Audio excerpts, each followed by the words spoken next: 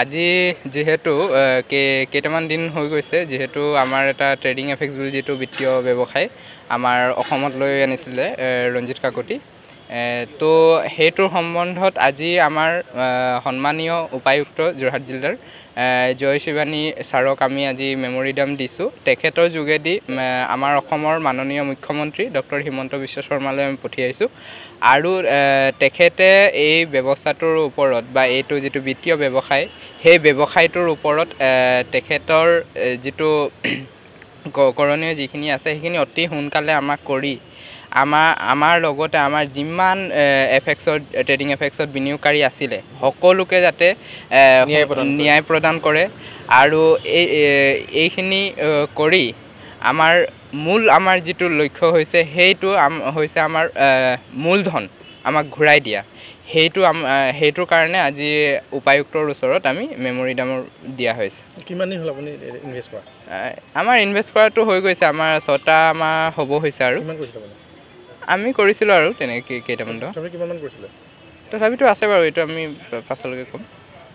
মানে আপোনালোকে গোটেই কেইজনে কৰিছিল হয় হয় আমি কৰিছিলো লগতে আমাৰ লগত ভুক্তভোগী বহু মানুহ আছে প্ৰায় যোৰহাটতে 8000 মান মানুহ হ'ব তেনেকৈ অল আসামত যদি আমি কওঁ তেতিয়া 2.5 লাখৰ ভিতৰত হ'ব এই ৰঞ্জিত কাকতি কেনেকৈ চিনি পাইছিল আপোনালোকে ৰঞ্জিত কাকতি বিশ্বজিৎ কোঁৱৰ বুলি আছে আমাৰ যোৰহাটত তেখেতৰ যোগেদি আমি চিনি পোৱা তেখেত কৰ বিশ্বজিৎ কোঁৱৰ শিৱসাগৰ কি বুলি কৈছিল আপোনালোকে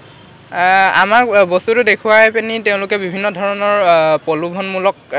দৃশ্য দেখুৱাইছিলে লগতে আমাৰ CM ছাৰৰ যিখন সেইখনো দেখুৱালে যে এনেকুৱা হৈছে তো এইটো কোনো কাৰণতে ফেক হ'ব নোৱাৰে বহুতখিনি আপোনাৰ চৰকাৰী নথিপত্ৰও দেখালে বহুতখিনি নথিপত্ৰ দেখুৱাইছিলে চৰকাৰী বহুতখিনি নথিপত্ৰ তেনেকুৱা আৰু ৰেজিষ্ট্ৰেচন কৰা আছে আপোনালোকৰ প্ৰফেশন কি আমি সাধাৰণ মানুহে হয় তো আজি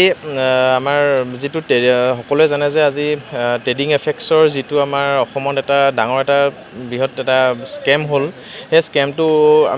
আমি সকল ভুক্তভোগী আৰু আমাৰ লগতে আমাৰ যোৰহাটৰে ধৰি বহুত কেইখন জিলাৰ বহুতখিনি মানুহ ভুক্তভোগী হৈ আছে তো আমাৰ যোৰহাট জিলাৰ পৰা ধৰি আমি কেইজনে আজি DC ছাৰক আমাৰ যোৰহাট DC ছাৰক এখন আমি মেমৰিণ্ডাম দিছোঁ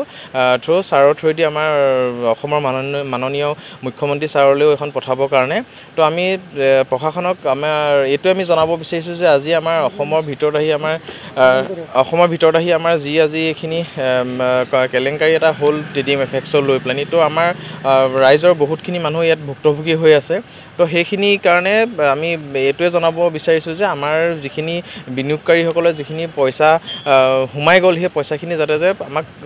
এটা উদ্ধাৰ কৰিবৰ কাৰণে আমি এইটো তেওঁলোকক আহ্বান জনাইছোঁ আমাৰ যে ৰাইজৰ পইচাখিনি সকলোমে আমাক ঘূৰাই দিব লাগে DC ছাৰে আমাক এইটো আশ্বাস দিছে যে আমি গৃহ বিভাগলৈ পঠাম এইখিনি গৃহ বিভাগৰ ফালৰ পৰা এইখিনি তদন্ত কৰিব তদন্ত কৰি আমি এইখিনি আগবাঢ়ি যাম DC ছাৰে আমাক আশ্বাস দিছে যিকোনো খবৰৰ বাবে যোগাযোগ কৰক